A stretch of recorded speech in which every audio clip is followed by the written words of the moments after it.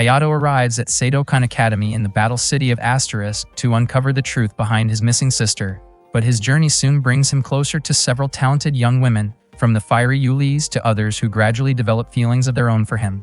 As prestigious tournaments, dangerous battles, and hidden conspiracies begin to unfold, Ayato must protect the people he cares about while facing secrets that could change all of their lives forever. But when love, ambition, and destiny collide on the battlefield, can Ayato uncover the truth about his sister without losing the people who have become the most important part of his life? One day, Ayato's older sister Haruka was engaged in a duel against a man. The battle was incredibly intense. Haruka repeatedly struck at her opponent with her weapon, but to her surprise, he was far stronger than she had expected. After being hit by one of his attacks, Haruka fell to the ground. Blood flowed from her wounds, and through the overwhelming pain, the only person she could think about was her younger brother, Ayato. She apologized because she could no longer be there to protect him. A century earlier, a great disaster known as Inversia had changed the world. The political influence of many nations declined, and in their place, a coalition of powerful conglomerates known as the Integrated Enterprise Foundation came to represent global leadership, bringing major changes to social norms and daily life. At the same time, Inversia introduced new possibilities to humanity. It led to the birth of a new type of human known as Genestella, individuals blessed with extraordinary physical abilities. Young Genestellas honed their talents through combat entertainment tournaments called Festa, held in the floating academic city of Rika, also known as Asterisk. One day, Ayato entered the room of a girl who had accidentally dropped her handkerchief.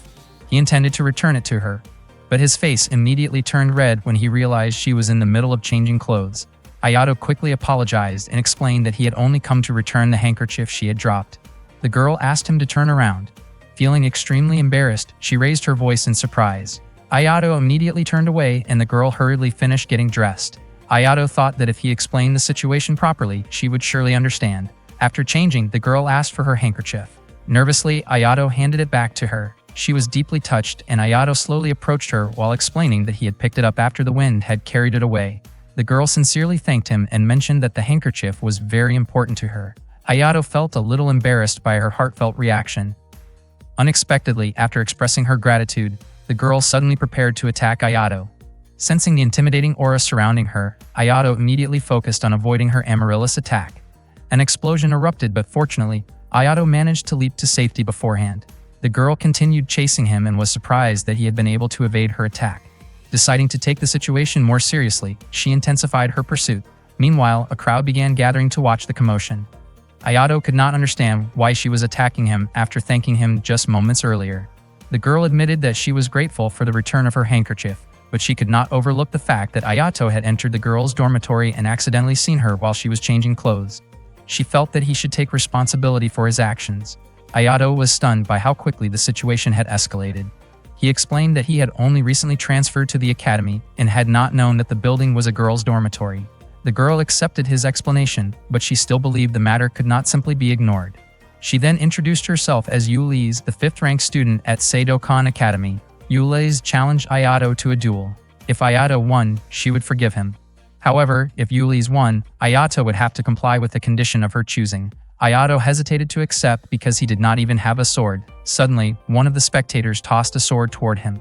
With some reluctance, Ayato accepted the challenge. Ayato then activated his Ogre Lux, and the crowd erupted with cheers. Yulis was widely known as the Glimmering Flame Witch. She explained that under Asterisk's duel rules, victory was achieved by destroying the opponent's emblem.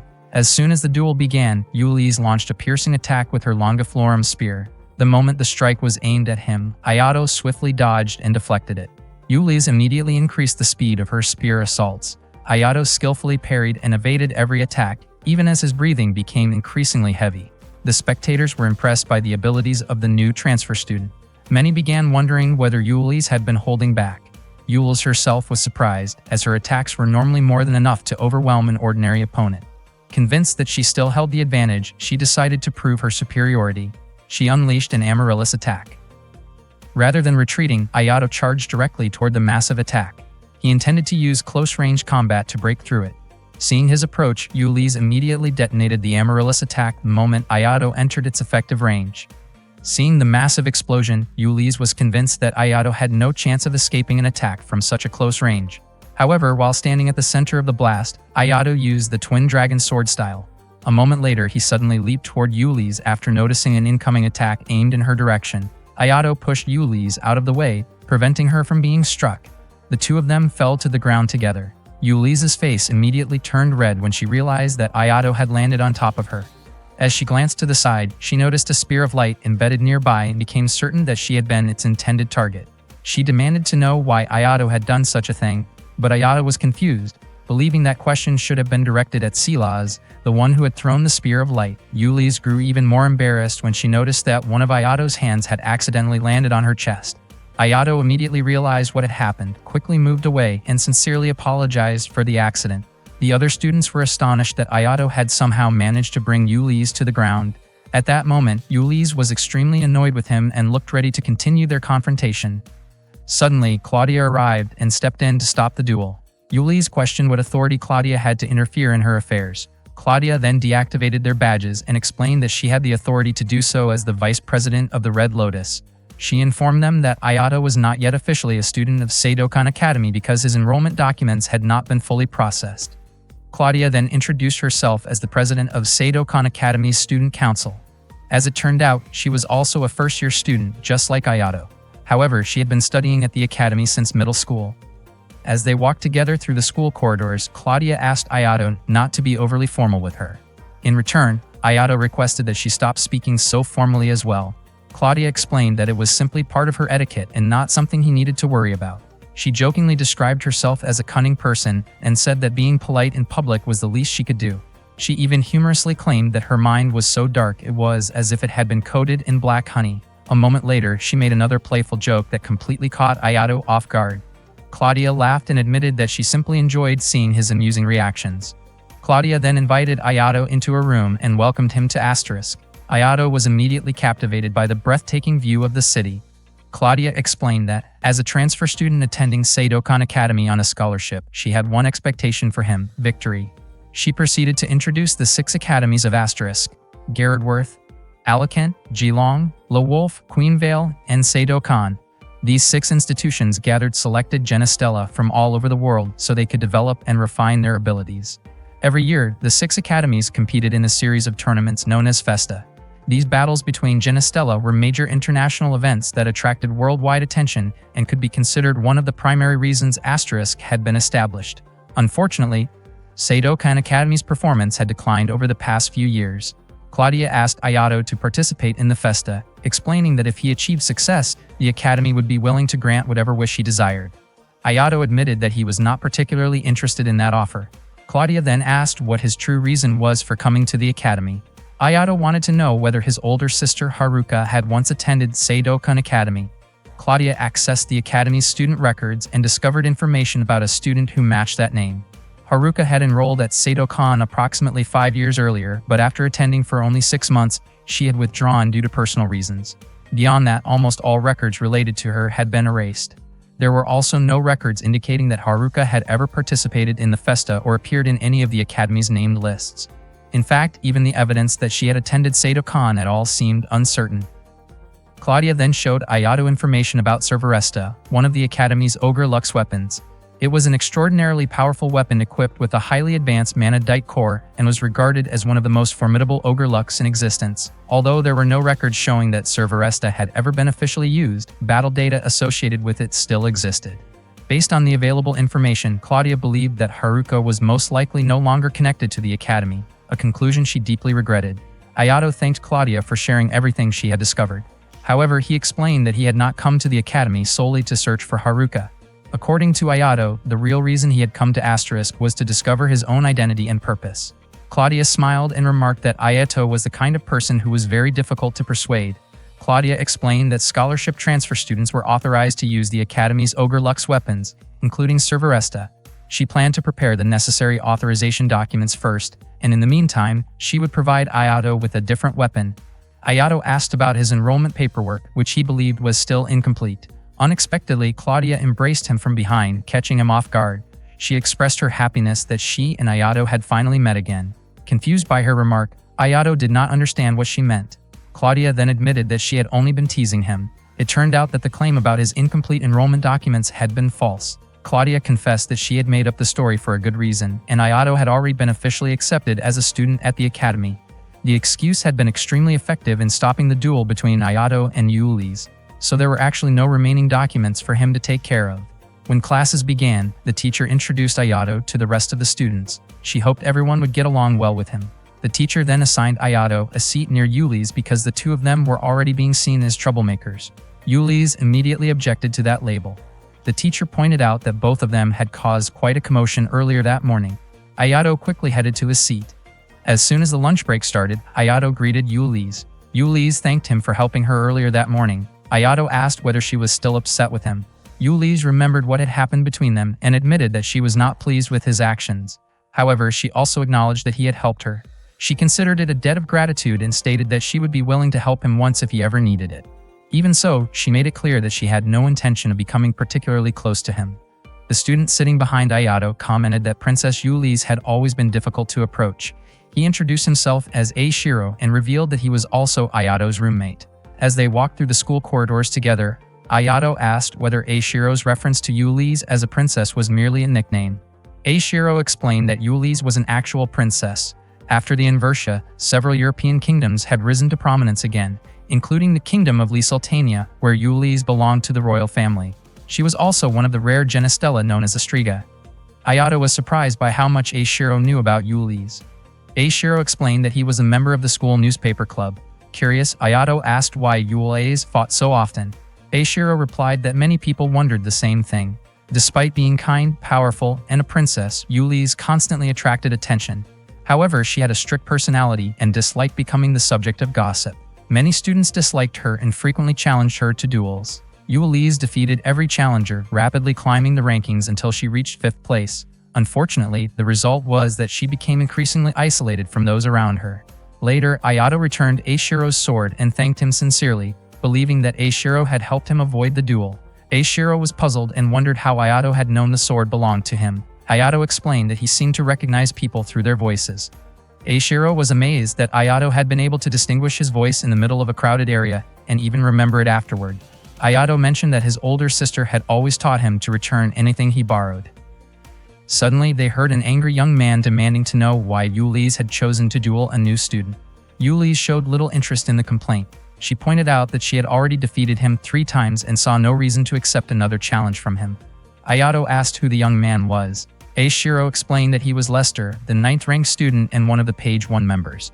He went on to explain that the ranking system at Asterisk was known as the named cults, while the top 12 students were referred to as Page 1. Lester was fairly strong and frequently clashed with Yuli's, although she had already defeated him 3 times. Without warning, Lester slammed his weapon against the ground and aggressively demanded another duel. Yuli's friends wanted to calm the situation before it escalated. Instead, Yuli's challenged Lester to prove himself by defeating someone other than her. Lester grabbed Yuli's arm and argued that he should not keep losing to a princess whom he believed fought only for personal enjoyment. Those words immediately angered Yuli's. With a fierce expression, she firmly declared that she fought to fulfill her responsibilities by participating in Festa and achieving the goals she sought. For that reason, she intended to keep moving forward no matter what stood in her way. As her emotions rose, brilliant flames began to shimmer around her body. Watching the scene unfold, Ayato thought of Yuli's as a girl clad in fiery armor, a dazzling witch surrounded by flames. When Ayato was still a child, Haruka reminded him not to fight because their father might get angry. However, Ayato admitted that he could not accept other people making fun of his older sister. Haruka explained that their father forbade Ayato from fighting because he possessed tremendous power. That power could not only hurt other people, but also harm Ayato himself. Ayato admitted that he did not understand what Haruka meant. Haruka firmly stated that it was not yet time for Ayato to fight, and that he could do so once he had found his true self. She explained that would be the moment when he understood the purpose of using that power. Ayato asked whether Haruka had already found her true self. Hearing that, Haruka replied that her true self was to become Ayato's protector because that was the most important thing in her life. Haruka embraced her younger brother, and Ayato said that he would protect his older sister as well. Haruka was deeply moved by his words. That childhood memory appeared in Ayato's dream. Later that night, Ayato woke up from his sleep. That afternoon, Ayato was jogging around the dormitory grounds. Before long, he spotted Yuli's together with Lester. Ayato greeted Yuli's. Yuli's asked what he was doing there. Lester had just learned that Ayato was the transfer student. He appeared annoyed and approached him. Ayato introduced himself and greeted Lester, but Lester immediately challenged him. Suddenly, Eiichiro arrived to record the situation. Seeing this, Lester's friends stopped him and asked Lester to calm down. Lester declared that he would not give up and would make Yuli's acknowledge his abilities. After Lester and the others left, Yuli's commented on Ayato's remarkable courage after witnessing the duel that morning and his calm attitude while facing Lester. Ayato smiled after hearing the compliment. Yuli's wondered how long he would be able to remain so calm because this place was not as easy as he seemed to think. Ayato asked why Yuli's fought there despite being a princess. Yuli's admitted that she did it for money. Her first goal was the Phoenix Festa, so she needed to achieve that objective first. Suddenly, Eiichiro appeared and mentioned that Yuli's would need a partner because the Phoenix Festa was a 2-on-2 competition. Ayato asked whether Yuli's did not have any friends. Yuli's looked embarrassed and insisted that not having a partner did not mean she had no friends. She explained that she simply had not found the right partner yet. Ayato smiled as he watched Yuli's awkwardly deny that she lacked friends. Eiichiro asked about the qualifications required to become Yuli's partner. Yuli's explained that her standards were not excessive. The person needed strength equivalent to a page 1 student, quick thinking, strong determination, and a noble spirit similar to that of a knight. Not long afterward, Eiichiro excused himself because he had another appointment. Yuli's was about to leave as well, but Ayato asked where the boys' dormitory was located. Hearing that, Yuli's laughed. She pointed out that Ayato had already gotten into trouble that morning for entering the girls' dormitory, and in her opinion, he should have studied the school map first. Ayato was surprised to discover that Yuli's could laugh so naturally. Yuli's immediately blushed and insisted that she obviously laughed from time to time. Feeling flustered, she then pointed him toward the boys' dormitory. Ayato asked whether she would be willing to show him around the school and the city. Yuli's wondered why she should do that. Ayato replied that she only needed to help him this one time because he wanted to become familiar with his new school. Yuli's could not refuse because she still owed him a favor. She agreed to show him around the school after classes and take him around the city during the weekend. The following morning, Ayato headed to school with Eiichiro. As soon as he spotted Yuli's ahead of him, he greeted her. Yuli's returned the greeting, causing the students in the classroom to stare in shock. It was unusual for Yuli's to respond to greetings. Yuli's became irritated and accused everyone of being rude. Ayato smiled as he watched her reaction. Suddenly, a girl sitting beside him began staring at him. Ayato realized that he knew her. The girl's name was Saya. He was surprised to see her there. Eiichiro could hardly believe that Ayato and Saya already knew each other. Both Ayato and Saya looked surprised. Ayato remarked that Saya looked exactly the same as she had 6 years ago. Saya immediately disagreed and stood up, insisting that she had grown taller. Eiichiro jokingly commented that their reunion must have been fate. Ayato then asked about Saya's father. Saya replied that he was doing very well and was still as energetic as ever. It turned out that her father was the one who encouraged her to enroll in the academy so she could test one of the weapons he had developed. Saya also had her own personal reason for attending, so she did not mind the arrangement. Eiichiro became curious about her reason, but Saya refused to explain. She then pointed her weapon toward Ernesta and warned her not to spread false information. Not long after, Ms. Kyoko entered the classroom and prepared to start the lesson. She addressed Saya about her absence from school the previous day and asked for the reason. Saya explained that she had overslept. Ms. Kyoko laughed and lightly tapped Saya on the head.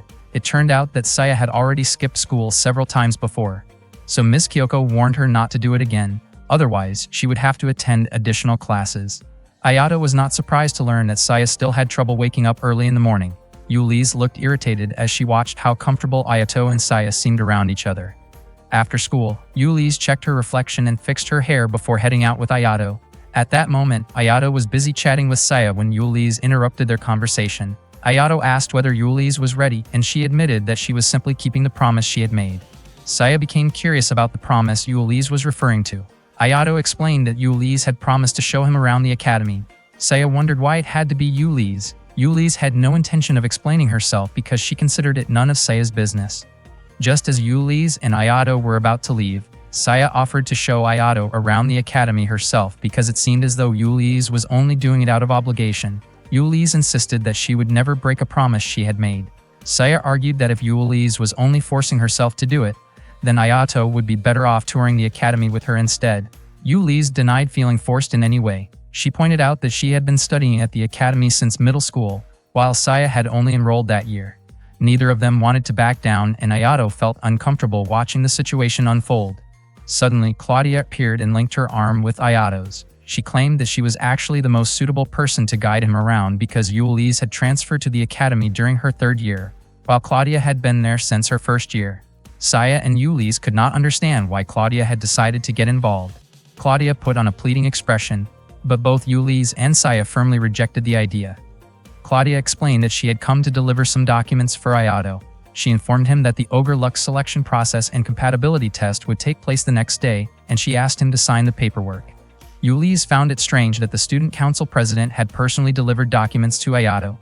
This made Ayato curious about whether Claudia and Ulysses were friends. Claudia admitted that they were, but Ulysses denied it. According to Ulysses, they were merely acquaintances who had met during an opera ceremony in Vienna. After that, Ulysses and Saya urged Claudia to leave. Before departing, Claudia reminded Ayato that he would be spending the entire next day with her. Hearing that made Ulysses visibly annoyed. She complained that Claudia seemed overly playful and confident because of her appearance. To ease the tension, Ayato suggested that both Ulysses and Saya accompany him on the tour together.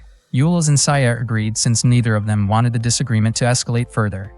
Ayato felt relieved when they accepted the idea. Ulysses then guided Ayato to the buildings dedicated to extracurricular activities as well as the academy committee facilities. She also took him to the cafeteria. Throughout the tour, Saya frequently added comments whenever Ulysses explained something about the school. Ulysses firmly stated that she had not intended to show the academy to Saya. In response, Saya admitted that she was actually terrible at finding her way around the campus. Ulysses could not understand why Saya had wanted to guide Ayato earlier if that was the case. To prevent another argument from breaking out, Ayato suggested taking a short break and went to buy drinks. As soon as Ayato left, Saya asked why Ulysses had been the one chosen to show him around the academy. Ulysses explained that she owed Ayato a favor. Saya became even more curious about what Ulysses meant. Ulysses revealed that it was related to a certain incident during the duel the previous day. Until then, Saya had not even known about Ulysses and Ayato's duel. Ulysses further explained that someone had interfered with the match, causing it to be called off. Saya found it strange that Ulysses had come out of the duel without any injuries. Saya acknowledged that Ulysses was strong, but she believed that Ulysses' abilities were roughly on the same level as her own. Because of that, she felt that Ulysses was not an ideal match for Ayato. Ulysses was surprised by Saya's confidence and challenged her to find out which of them was stronger. Just as the two were about to begin competing, 3 arrows suddenly flew toward them. Fortunately, both reacted quickly and avoided them. Ulysses immediately recognized the arrows as being identical to the ones that had been fired at her during the duel the day before. Spotting an archer in the distance, she launched a longiflorum attack toward the attacker. However, another individual intervened and blocked the attack. A moment later, Saya fired her own attack and successfully struck one of the attackers. The weapon she used was the Type 38 grenade launcher Lux Helnicrum. Saya launched another attack and successfully hit a second attacker who had been positioned near a pool. The impact caused the pool to break apart, sending water everywhere. The resulting splash soaked both Saya and Ulysses. Ulysses never expected that the small-framed Saya possessed such a formidable weapon. Saya asked whether they still wanted to test her strength. Ulysses smiled and acknowledged how impressive Saya was. Not long afterward, Ayato arrived and was surprised by the condition of both Saya and Ulysses. Ulysses quickly became embarrassed when she realized that her soaked clothing had become partially see-through. She immediately covered herself and warned Ayato not to look her way. Ulysses also told Saya to cover herself properly. To her surprise, Saya was not wearing any undergarments. Saya simply replied that she had not felt the need for them yet. The next day, Claudia brought up the previous incident while talking with Ayato. Ayato asked whether the culprit had been caught. The disciplinary committee had already begun an investigation, but the suspect had disappeared without leaving any useful clues behind. Ayato felt that the incident was clearly a criminal act. Claudia explained that Asterisk had its own security organization, but its authority did not extend into the academies. If Ulysses were willing to cooperate, they might be able to take further action. Ayato was also puzzled by Ulysses' stubborn refusal to be investigated or placed under protection. Claudia explained that Ulysses worked tirelessly to protect what was most precious to her. Whenever she tried to accept something new, she feared losing what she had been holding on to for so long. As they stepped out of the elevator, they ran into Lester. Claudia mentioned that Lester had also come to borrow an Ogre Lux. Lester looked irritated and asked what Ayato was doing there. Claudia was surprised to learn that Lester and Ayato already knew each other. Ayato asked what was required to borrow an Ogre Lux. Claudia explained that the process was fairly simple. The compatibility level between the Ogre Lux and its user would be measured, and if the compatibility exceeded 80%, the Ogre Lux could be borrowed. Meanwhile, Lester was preparing for his compatibility test. Claudia was surprised that Lester wanted to borrow Serveresta as well, and she wondered why he had chosen that particular Ogre Lux. It was Ayato's first time seeing Serveresta in person. His older sister had once borrowed it, and simply looking at it caused his heartbeat to quicken as he sensed something unusual. Lester attempted to use Serveresta, but unfortunately his compatibility rating reached only 32%. Frustrated by the result, Lester suddenly found himself thrown back. Servaresta had rejected him. Ayato had heard that some Ogre Lux possessed wills of their own, and that appeared to be exactly what was happening. Lester tried again. His determination to challenge the Ogre Lux was understandable, but Servaresta was not the kind of weapon that could be subdued through force alone. Lester grew increasingly frustrated as Servaresta refused to respond to him. He continued pushing himself, causing his compatibility rating to drop dramatically, eventually falling into negative numbers. Continuing any further would have been far too dangerous. Suddenly, Servaresta turned toward Ayato. Ayato approached it cautiously. The Ogre Lux continued focusing on him and even tore part of his clothing. Ayato turned around, and when Servaresta moved toward him, he immediately caught it and drove it firmly into the floor with all his strength. Ayato remarked that, just like Servaresta, he also disliked being forced into something against his will. Ayato successfully subdued Servaresta. To everyone's surprise, his compatibility rating reached 97%. However, his clothing had been torn, and his hand was injured during the process. That night, Ayato secretly entered the girls' dormitory by climbing through a window and making his way to Claudia's room. Earlier, after Claudia had finished bandaging his injured hand, she had asked him to come to her room because she needed his help with something. When Ayato arrived, Claudia was in the bathroom getting ready for the evening. As Ayato entered the room, Claudia had just finished and stepped out. She greeted him with a warm smile, while Ayato appeared noticeably nervous. Ayato arrived outside Claudia's room while she was freshening up in the bathroom. He stepped inside and was surprised to see Claudia just coming out of the bathroom.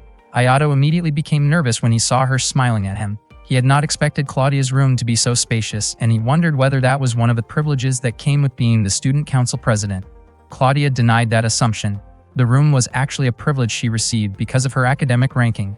Students who climbed high enough in the rankings to reach page 1 were provided with luxurious accommodations. Ayato had not realized that Claudia was a member of page 1. Claudia commented that being the student council president was mostly troublesome and not really worth the effort involved. Ayato then asked why she had chosen to take on the position. Claudia admitted that the reason she became student council president was simply because she enjoyed taking on challenging responsibilities.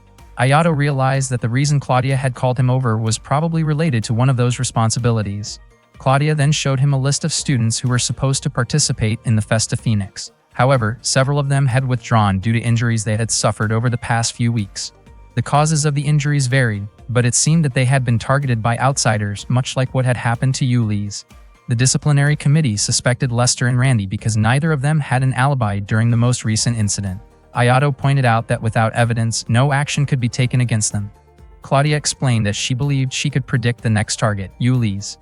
She asked Ayato to stay close to Ulis for the time being because she was convinced that Ulis might not be able to handle another incident on her own. Ayato wondered why he had to be the one to do it. Claudia explained that Ulis was not particularly close to anyone, but she seemed to be gradually opening up to Ayato. Ayato mentioned that he and Ulis were already planning to meet over the weekend. Claudia smiled and remarked that Ayato could be surprisingly oblivious at times. Ayato was curious about why Claudia cared so much about Ulis. Claudia simply replied that it was the duty of a student council president to protect the students of the academy. She hoped that every student would be able to discover their own path in life, just as she had, and she believed that supporting them was an important part of making that happen. Since she had asked him for a favor, Claudia wanted to offer something in return. She playfully moved closer and jokingly suggested an outrageous reward. The unexpected comment startled Ayato, and in a panic, he quickly headed for the door. Before leaving, he promised that he would accept her request and help out. After stepping out of Claudia's room, Ayato found himself thinking about what it meant to discover one's true path. Over the weekend, Ayato met up with Ulis and spent some time walking around the city with her. He was captivated by how different she looked in her casual clothes. Ulis noticed him staring and wondered what was wrong. Ayato apologized and explained that she simply looked different from her usual self. He also complimented her outfit, saying that it suited her very well. Hearing that made Ulis blush and she became visibly flustered. The two of them eventually made their way to the main stage, the Pride of Asterisk. Every Festa final match was held there. In addition to the main stage, Asterisk also had 3 other stages of the same size, 7 medium-sized stages, and countless smaller stages scattered throughout the city. Official duels were supposed to take place on city stages as a matter of etiquette, although many people ignored that rule. Ayato admitted that he would not want to live in a city where things worked that way, and Ulis agreed with him. Wanting to spend more time together, Ayato suggested getting something to eat. Ulis chose a hamburger restaurant. Once their meals arrived, she dug in enthusiastically.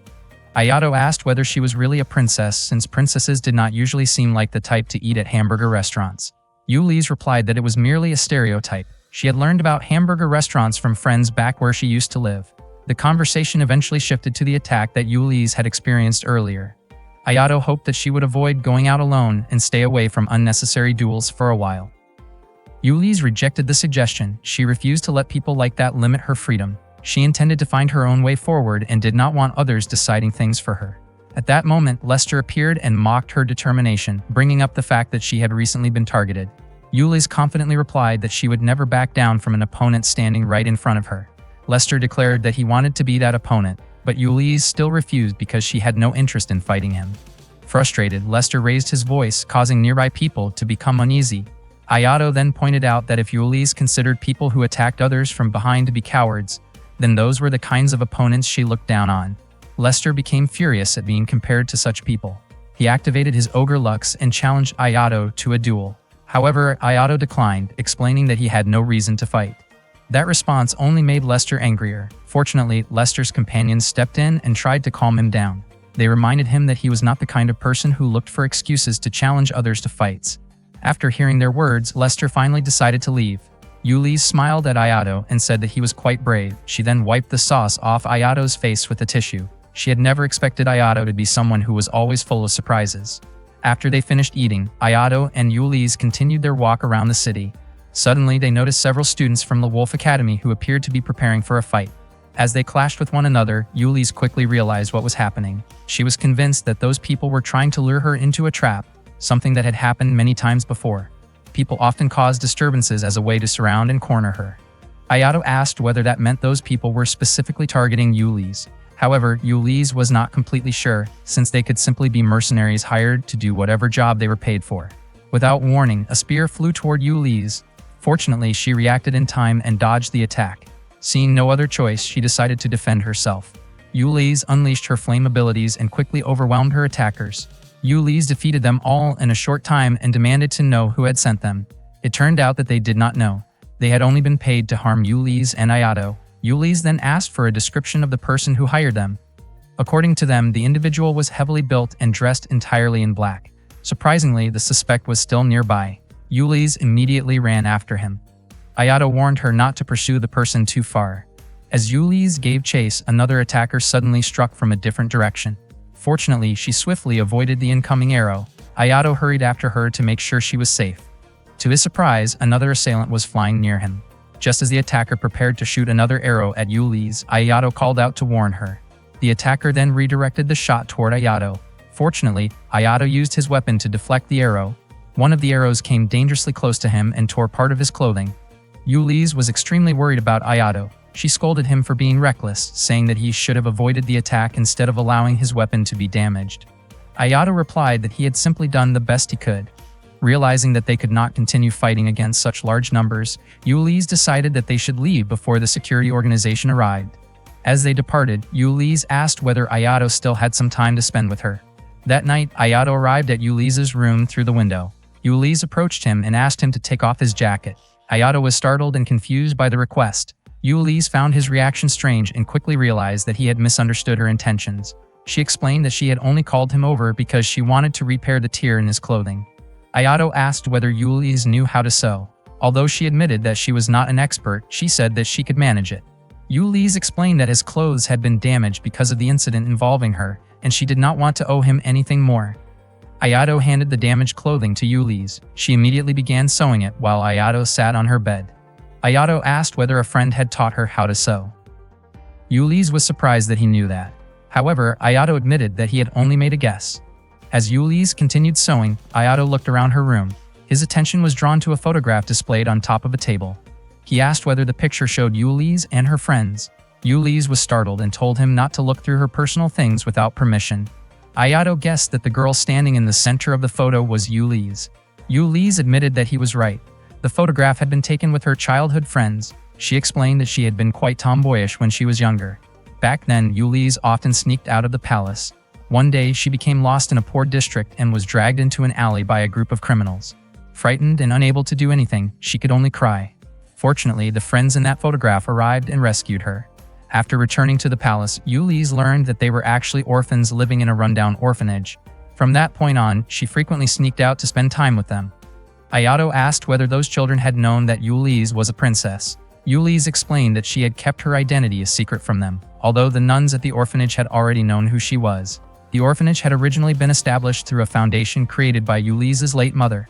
However, the foundation had gradually run out of funding, and its financial situation became worse every year. That was the reason Yulise chose to enroll in the academy and compete in the Festa tournaments. At the time, the orphanage's greatest need was financial support. Ayato asked why she did not simply request money from the kingdom. Yulise explained that it was not that simple. She could not freely ask the kingdom for funding whenever she wanted. The kingdom itself was under the administration of the Integrated Enterprise Foundation, which meant that development budgets and financial support required officially recognized sources of income and proper approval procedures. Because of that, Yulise needed to earn the money herself. Fortunately, she possessed the abilities of a Striga, giving her the opportunity to compete and work towards supporting the orphanage through her own efforts. Yulise did not even mind if her title as a princess was nothing more than a nickname to her. Ayato had never expected that this was the reason Yulise had come to the academy.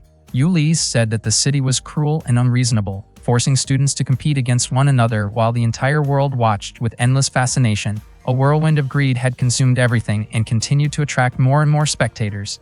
Even so, the city was also the place closest to fulfilling all kinds of wishes. Yulise admitted that she had come to achieve what she wanted for herself, not because someone else had told her to. She chose to do what she believed in at that moment, and that was why she fought. Before long, Yulise finished her sewing. She handed the repaired clothing back to Ayato and told him to leave. Ayato thanked her and Yulise replied that they were even now. Ayato then looked at Yulise's handkerchief from earlier. Yulise explained that it had been a birthday gift from her friends. The handkerchief had been specially embroidered for her, and the embroidery was made by one of her closest friends. Because of that, Yulise treasured it as one of her most valuable possessions.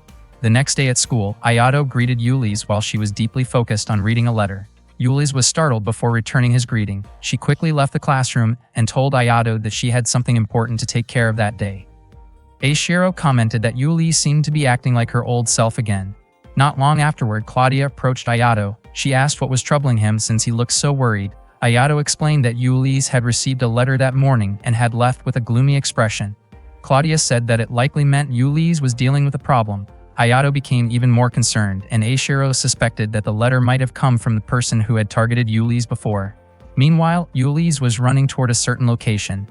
At that moment, Ayato wondered why she had not told him anything. He began to think that perhaps Yulise did not trust him. Claudia, however, believed the opposite. As she had said before, Yulise always did everything she could to protect the things she cared about, and Claudia was certain that Ayato was one of them. Ayato was surprised to hear that Yulise had been protecting him. At the same time, Yulise arrived at her destination, unaware that someone appeared to be following her. Ayato then remembered Haruka's words from long ago. Haruka had once said that her purpose was to protect him, and Ayato promised that he would protect Haruka in return. Back then, he had not fully understood the meaning of those words, but now he was determined to pursue that answer. Ayato immediately set off and Claudia handed him Servaresta. Taking it with him, he continued running in search of Yulise. At that moment, Ayato finally realized the purpose he had been searching for all this time. He had decided that his purpose was to become Yulise's protector. Without hesitation, Ayato leaped down from the academy building in order to find Yulise. No matter what happened, he was determined to keep protecting her. That day, Yulise went to meet someone after reading a letter. She arrived at a location near an old building. Suddenly, part of the building's ceiling collapsed and fell toward her. Reacting quickly, Yulise used Red Crown to destroy the falling debris. Yulise declared that tricks like that no longer worked against her and demanded that the person behind it reveal himself. A student named Silas stepped forward and greeted her with a chilling smile. He asked how she had figured out that he was responsible. Yulise explained that Silas had given himself away through his own words. Earlier, he had stopped Lester by saying that Lester was not the kind of coward who would look for an opportunity to challenge Yulise to a duel. The media had reported that Yulise had been attacked, but no reports had ever mentioned Lester being involved. Because of that, Yulise was convinced that Silas either witnessed the incident himself or had been informed by someone directly connected to it. In other words, only the culprit or the culprit's associates could have known those details. Lester realized how careless he had been and became convinced that Ayato had intentionally led him into revealing information. Yulise suspected the same thing, believing that Ayato had carefully anticipated the situation. Silas admitted that changing his target had been the right decision because Ayato had become a major obstacle to any plan against Yulise. He was certain that Ulysses had come alone to prevent anyone else from getting involved. Silas then proposed a deal. He wanted Ulysses to withdraw from the Phoenix tournament. Ulysses found the suggestion ridiculous and questioned why she should listen to him when she could simply put an end to the situation right there. At that moment, Lester appeared and confronted Silas about everything he had done. Lester explained that he had come because Ulysses had agreed to duel him, but he had never expected Silas to be behind the attacks. Ulysses believed that Silas had been hired by students from another school to target participants in the Phoenix tournament. Lester was shocked that Silas would betray fellow students for personal gain. Silas laughed at the idea of friendship. In his view, the students at their academy were constantly competing against one another. Since everyone treated each other as rivals, he saw nothing wrong with using that situation to benefit himself. Angered by Silas's attitude, Lester demanded an explanation for why he had been summoned there.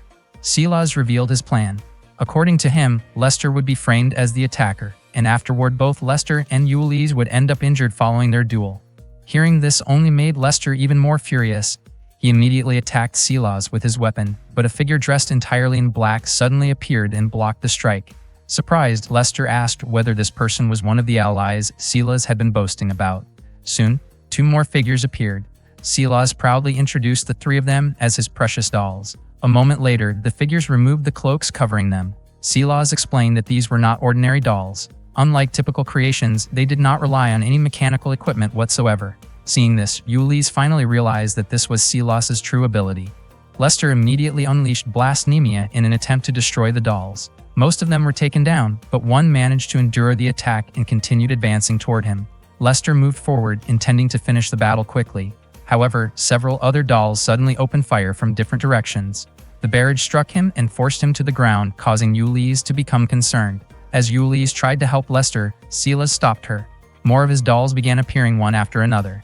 Silas revealed that he had strengthened their resistance to fire specifically to counter Ulysses' abilities. The dolls quickly surrounded her. Lester could not believe that Silas had resorted to such underhanded tactics.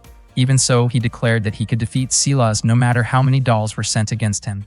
Soon, even more dolls appeared and completely surrounded Lester. There were a total of 128 dolls, and Silas ordered them all to engage him.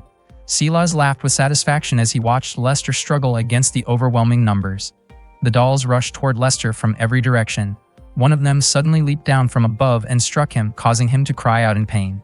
Ulysses tried to come to his aid, but the dolls immediately swarmed around her. She activated Antherinum Majus and destroyed many of the dolls surrounding her.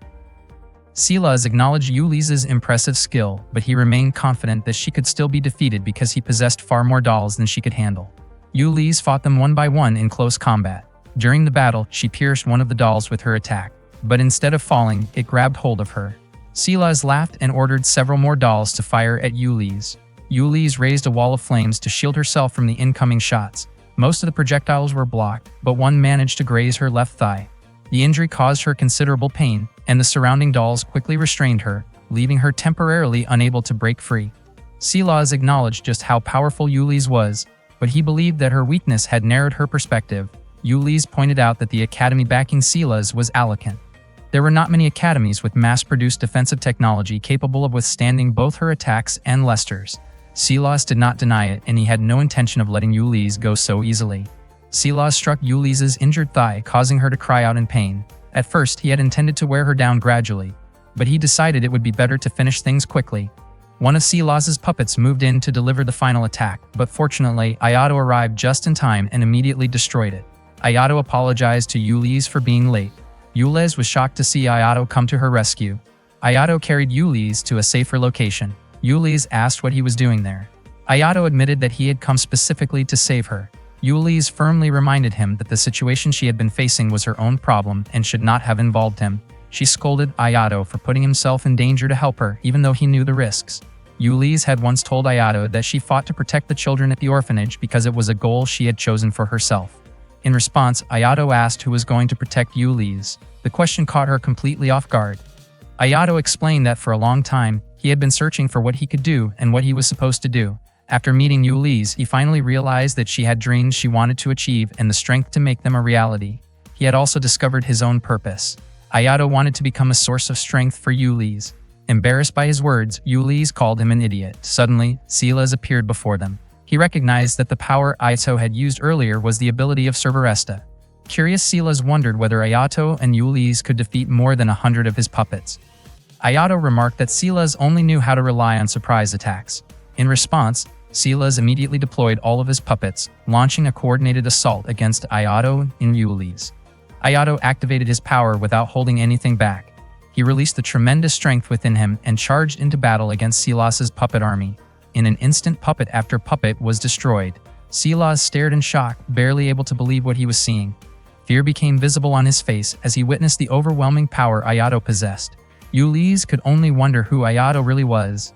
Feeling embarrassed, Ulysses asked Ayato to put her down because she did not want to be a burden. However, Ayato asked her to hold on a little longer because he still had to deal with Silas. Silas then summoned another formation of puppets. Calling it the power of the Malzahar, he confidently declared that Ayato would never be able to defeat it. The puppet army continuously fired at Ayato. While carrying Ulysses, he deflected the incoming shots and pressed forward. He swung his sword again and again, cutting through Silas's puppets one after another. Ayato quickly realized that Silas could only control 6 types of puppets simultaneously. 16 of them operated according to several specific patterns, while the rest followed simpler movements. From those observations, Ayato concluded that Silas was using principles similar to chess strategies. Hearing that, Silas became furious and was determined to stop Ayato immediately. His puppets continued their relentless assault, but Ayato skillfully destroyed every one of them. As his puppets were split apart one after another, Silas could hardly believe it. The sword Ayato wielded seemed capable of cutting through anything. Ayato declared that Silas's game was over because every single puppet under his command had been destroyed. Silas lowered his head in frustration, but he refused to give up. Instead, he prepared to unleash a hidden power. Suddenly, Silas's queen puppet appeared. It was enormous and far more powerful than any of the puppets that had come before it. Silas ordered the giant puppet to eliminate both Ayato and Ulysses. As the queen puppet advanced, Ayato let out a quiet sigh and avoided its attacks. He concluded that the best approach would be to pierce its core and disable its massive arms. Ayato then activated the second Amajiri sword, the 9-tusked blade. Moving with incredible speed, he leaped into the air and struck from every direction. In moments, the queen puppet was sliced into numerous pieces. Terrified, Silas fled and landed on one of the falling fragments. He rose into the air in an attempt to escape from Ayato. Ayato commented that Silas was incredibly stubborn. He asked Ulysses to wait for him because he needed to pursue Silas. However, Ulysses insisted on helping. She did not want to keep relying on Ayato alone. Using the power of Strelitzia, Ulysses lifted herself into the air, and together they chased after Silas. Ulysses was eager to bring the battle to an end. Silas had never expected Ayato to continue pursuing him. In panic, he pleaded for Ayato to stop. Ayato ignored the request, destroyed the remaining sections supporting Silas, and sent him falling from the sky. Ayato was confident that a fall from that height would not immediately put Silas in serious danger, since Silas was also a Genestella. On top of that, Claudia was already waiting below and ready to handle the situation, so Ayato and Ulysses decided to leave the rest to her. Silas was terrified when he saw Claudia approaching him. Meanwhile, Ayato and Ulysses took a moment to enjoy the beautiful view from above. They looked at each other and shared a smile. Suddenly, something strange happened. Ayato grimaced in pain as he felt as if his entire body was being bound by invisible chains. Not long afterward, he lost consciousness. Ulysses had no idea what was happening to him and repeatedly called out, trying to wake him up. Back when Ayato was still a child, Haruka apologized for sealing away his overwhelming power with her own ability. Ayato cried out in pain and reached for Haruka's hand. Haruka promised that she would always protect him, but Ayato also wanted to become strong enough to protect her. After that, Haruka said goodbye and told him how much she cared about him. That memory appeared in Ayato's dream. Ayato eventually regained consciousness, much to Ulysses' relief. He soon realized that he had just awakened after passing out. Ulysses told him not to push himself too hard. She had already contacted Claudia and asked her to come pick them up. Ayato felt incredibly grateful, but Ulysses quickly dismissed his thanks. In her eyes, he was the one who had saved her. Only then did Ayato realize that his head was resting on Ulysses' lap. He immediately tried to sit up and apologized. However, Ulysses told him to stay where he was because she did not mind at all. Both of them seemed nervous, as it was the first time they had ever been that close to each other. Ulysses then asked who had sealed away Ayato's tremendous power. Ayato tried to look away, but Ulysses fixed him with a serious gaze. Finally, he admitted that it was his older sister who had sealed his power. His sister's ability was one that could imprison and restrain anything by force. Ulysses was shocked to learn just how immense Ayato's power really was. Ayato explained that he could only release that power for a short period of time. This was the first time he had managed to maintain it for as long as 5 minutes, and his current condition was the result. Ulises asked why his sister had chosen to do such a thing. Ayato admitted that he wanted to know the answer as well, but Haruka had disappeared without a trace 5 years ago. Even so, he believed that Haruka must have had her own reasons for sealing his power. After a brief pause, Ayato asked whether Ulises had already found a partner for the Phoenix Festa. With some hesitation, he asked if she would consider becoming his partner for the tournament. Ayato openly acknowledged that he was not particularly extraordinary and that his abilities alone were not enough to stand out. However, he believed that with determination and sincere resolve, he could stand beside Ulises in the Phoenix Festa.